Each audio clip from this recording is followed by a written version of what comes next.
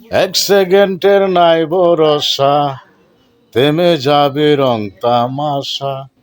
যেদিন পাখি উড়াল দিবে, সুন্দর এই পৃথিবী একদিন ছেড়ে যেতে হবে রে মন, ছেড়ে যেতে হবে।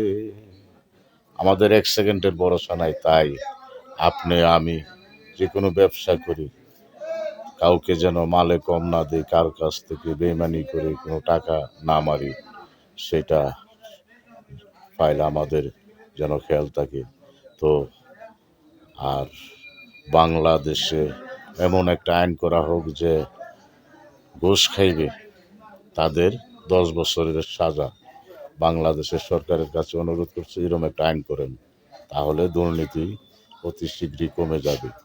আপনার ছেলে, আমার ছেলে বা যে কোনো কাহার ছেলে শিক্ষিত লেখাপড়া করেছে, তার চাকরি লইতে গেলে 50,000, 1 লাখ, 5 লাখ, 10 লাখ টাকা ঘুষ দিতে হয়। সেই ঘুষ খাওয়া বন্ধ করুন, তাহলে দেশের দুর্নীতি দূর হবে। আর আমাদের মসজিদ মক্তবে মৌলবী যারা, আপনারা বলুন যে সুদ ঘরে খাইব না, সুদ ঘরের টাকা দিয়ে আমাদের বেতন নিব না, তাহলে সুদ খাওয়া বন্ধ হবে। এইসব করতে পারলে দেশে শান্তি ফিরে আসবে, ইসলাম ফিরে আসবে। আর আপনারা যে বলেন যে দেশে ইসলাম শাসন করব, ইসলামের শাসন, সেই ইয়ার থেকে আপনারা আগে ঘুষ সুদের থেকে আপনারা মুক্ত হন, তারপর ইসলাম প্রচার করুন।